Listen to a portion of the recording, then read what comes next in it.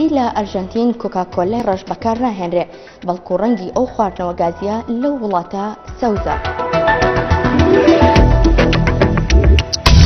لە ئوسترالیا و زۆربەی وڵاتانی دیکەی جیهاندا سەگەکان پاش خزمەتکردن و بەکارهێنانیان بۆ ماوەیەکی زۆر لە بوارە جیاوازەکاندا خانەنشین دەکرێن.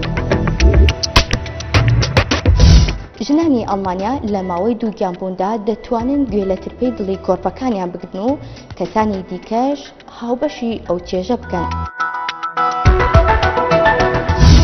مشکەکانی ئوسترالیا جارێکی دیکە دەگەڕێنەوە نیشتیمانی ڕەسەنی خۆیان.